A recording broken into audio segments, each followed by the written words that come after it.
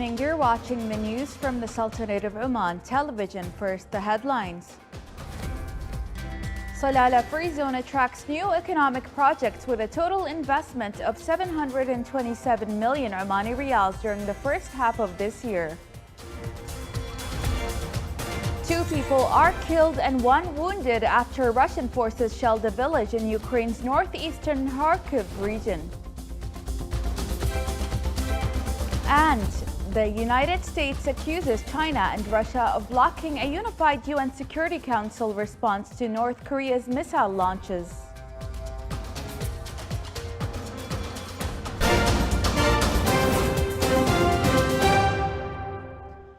Those were the headlines. Now for the news in detail. His Majesty Sultan Haytham bin Tariq sent a cable of greetings to Her Excellency President Maya Sandu of the Republic of Moldova on the occasion of her country's Independence Day anniversary. Salalah Free Zone attracted new economic projects with a total investment of 727 million Omani riyals during the first half of this year.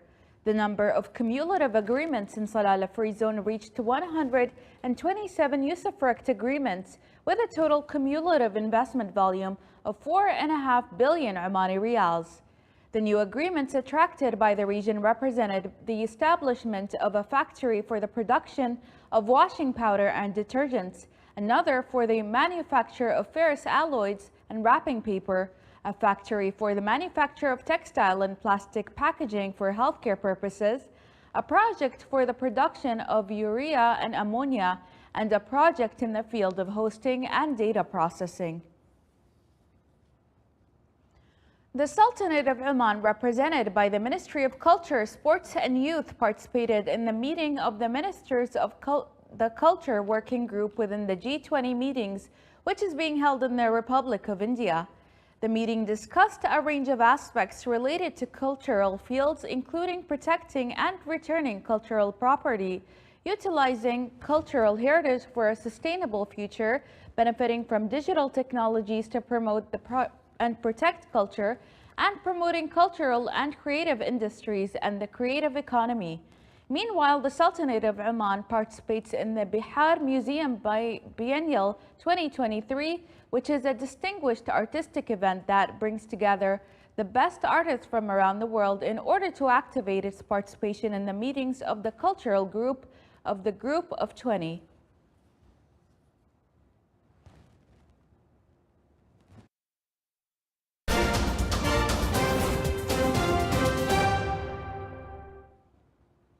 Two people were killed and 1 wounded after Russian forces shelled a village near the town of Kupiansk in Ukraine's northeastern Kharkiv region. Ukrainian officials in Kupiansk, 6 kilometers from the front line, had urged vulnerable residents living near the town to evacuate earlier this month as Russia geared up to recapture the area. According to the preliminary information from medical staff, 2 people died in Podole village as a result of the shelling. Another one was wounded. The sources added that the Russian forces hit a civilian target, a cafe where local residents were spending the day.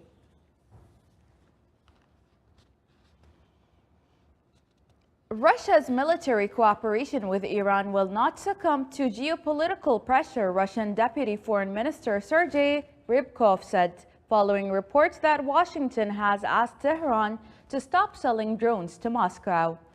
There are no changes and cooperation with Iran will continue, Rybkov said, according to a report today from Russian state news agency RIA. We are independent state and do not succumb to the dictates of the United States and its satellites. The U.S. is pressing Iran to stop selling the armed drones which Russia is using in the war in Ukraine, the Financial Times reported earlier this month, citing an Iranian official and another person familiar with the talks.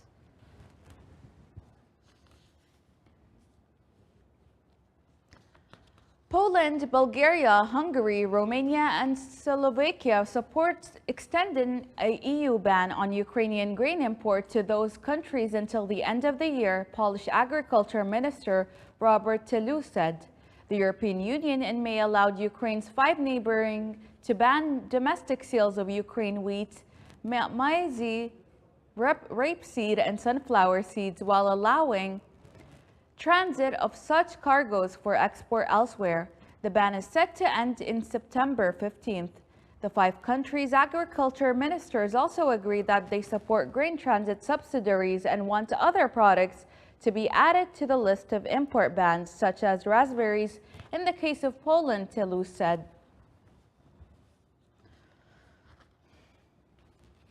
Taiwan's defense ministry said today morning that over the past 24 hours, it had detected 20 Chinese Air Force planes entering the island's air defense zone, including a combat drone that flew along Taiwan's Pacific east coast. Last Saturday, China held a day of drills around Taiwan in an angry response to brief stopovers this month in the United States by Vice President William Lai. China's defense ministry did not answer calls seeking comment on Saturday. This week, China condemned the United States for approving further arms sales to Taiwan, and the island announced that it plans to spend $3 billion next year to buy weapons, including fighter jets. Taiwan has not reported any Chinese military aircraft in its territorial airspace, though it reported planes coming closer to island's contiguous zone, which is within 24 nautical miles of its coast. Meanwhile, Japan's defense ministry said yesterday it scrambled jet fighters to monitor Chinese Air Force bombers and drones flying near the country's southwestern Okinawa Island and Taiwan.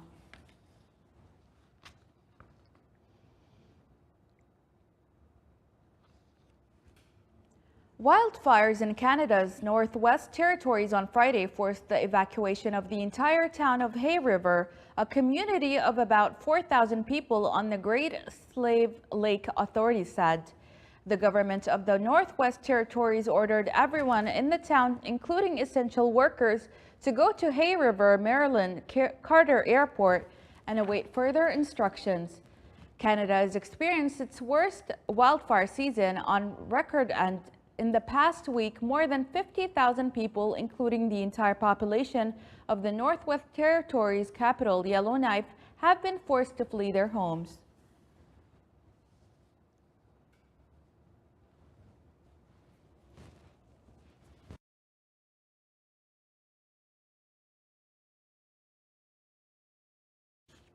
The United States on Friday accused China and Russia of blocking a unified UN Security Council response to North Korea's missile launches, including Thursday's attempt by Pyongyang to put a spy satellite in space. During an emergency Security Council meeting, 13 of the 15 members, all but Moscow and Beijing, condemned Pyongyang's second spy satellite test in 3 months, which used ballistic missile technology. This should be an issue that unifies us, but since the beginning of 2022, this council has failed to live up to its commitments because of China and Russia's obstructions, said U.S. Ambassador to the UN, Linda Thomas-Greenfield.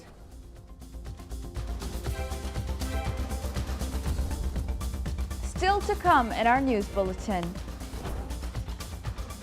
The Heritage Village in Dhofar attracts visitors, transporting them to the simplicity of life in early times.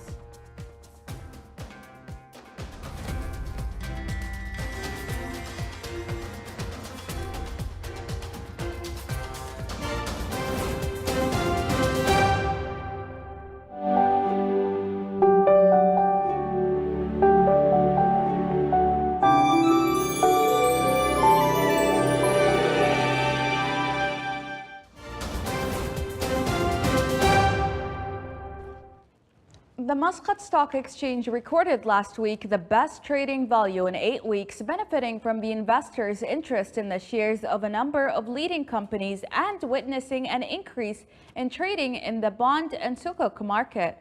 Trading volumes on the Muscat Stock Exchange returned to an increase during the past 2 weeks, with investors focusing on the shares of a number of leading companies in various sectors to increase trading from 9,800,000 Omani Riyals in the week ending on the 10th of August to 11,800,000 Omani Riyals. Trading volumes continued to rise last week to 19,300,000 Omani Riyals. registering an increase of about 64%. While the total volume of insured sales for the local sales and Omani exports from Credit Oman witnessed a growth of 5% during the first half of this year, with a total value of more than 161 million Omani riyals compared to the same period last year. The CEO of Credit Oman said that the petrochemicals and plastic sector witnessed a growth in the volume of insured sales for exports by 161%, while the insured domestic sales for the same sector recorded a growth of 546%. The Heritage Village is an exceptional stop that takes visitors away from the present world and transport them to the simplicity of life in early times. More details in this report that highlighted a rural environment by Abdullah bin Ahmed Al-Rubi'i.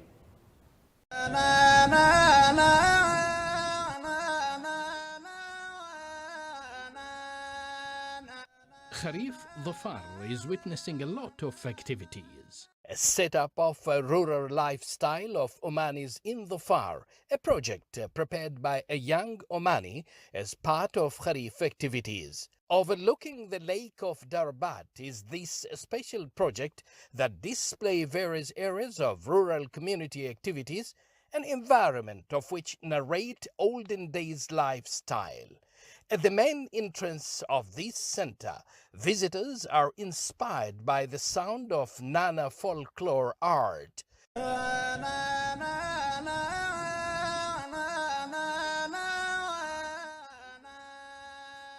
The Omani community is firm in upholding of this fabulous heritage and tradition in its best form, and they are well united through practicing and teaching the next generations. As it is well known that more and more cultural traditions are becoming endangered in today's fast-paced, ever-changing world, the traditional attire here of the mountain people in the governorate of Dhafar is well preserved, as it is known that Omani dress is finely tuned to reflect particular region.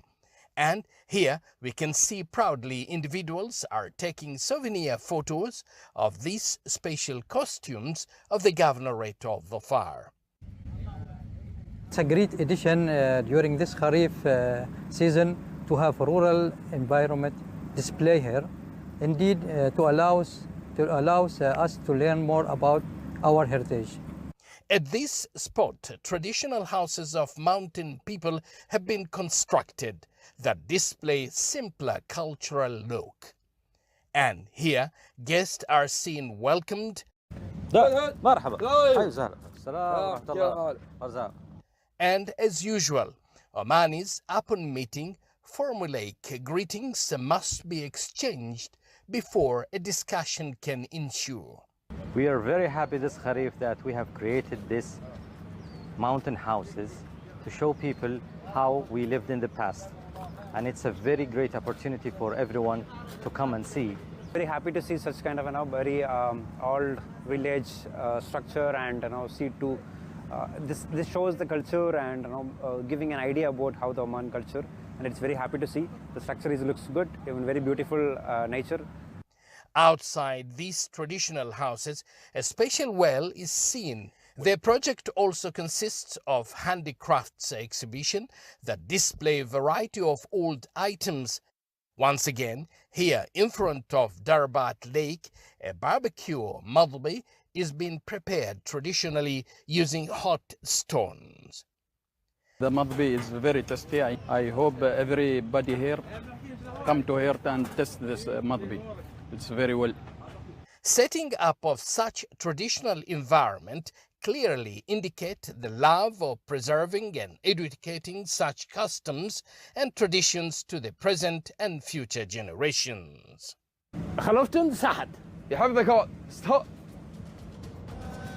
Oman has an ancient heritage which is well presented up to this time. This heritage is well preserved by all. Abdullah bin Ahmed al-Rubi'i, Sultanate of Oman Television, Governorate of the Far. This is the Sultanate of Oman Television. Before we end tonight's bulletin, here are the main points once again. Salalah Free Zone attracts new economic projects with a total investment of 727 million Omani riyals during the first half of this year. 2 people are killed and 1 wounded after Russian forces shelled a village in Ukraine's northeastern Kharkiv region. And the United States accuses China and Russia of blocking a unified UN Security Council response to North Korea's missile launches. With that, we come to the end of tonight's bulletin. From all of us here at the newsroom and the studios, it's a good night and enjoy the rest of your weekend.